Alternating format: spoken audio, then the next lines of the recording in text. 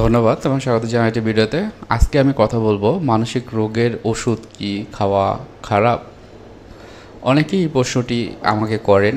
আমার অভিজ্ঞতা থেকে আমি যতটুকু জানি সেই সম্পর্কে আমি প্রথম থেকে শেষ পর্যন্ত বলার চেষ্টা করব।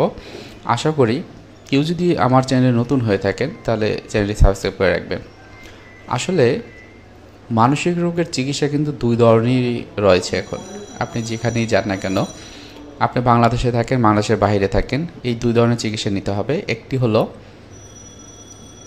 ওষুধের চিকিৎসা, আরেকটি হলো কাউন্সেলিং বা সাইকোথেরাপি। ওষুধ দরকার হবে যদি আপনার সমস্যাটি একটু সিভিয়ার থাকে। এখন সিভিয়ার বলতে কিভাবে বুঝবেন? আমরা বলি যে মাইল্ড, মডারেট, সিভিয়ার, অর্থাৎ তিনটা পর্যায়ে।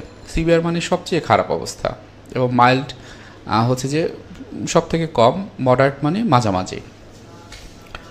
মানসিক রোগের চিকিৎসা যদি আপনি নিতে হয়, আপনাকে ওষুধের দরকার হবে এবং কাউন্সেলিং বা সাইকোথেরাপির দরকার হবে। কাউন্সেলিং বা সাইকোথেরাপি যেটাকে বলা হয় যে ওষুধ ছাড়া চিকিৎসা, মানে আপনাকে ওষুধ দেওয়া হবে না কিন্তু চিকিৎসাটি হবে।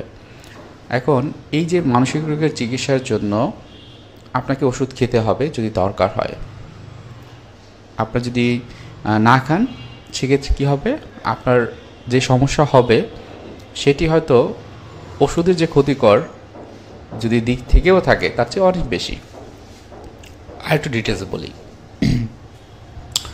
মানসিক রোগ বা মনের রোগ আসলে কিন্তু আমাদের ব্রেনের রোগ, মানে ব্রেনে কোনো সমস্যা হয় দেখি কিন্তু এই সমস্যাটি হয়।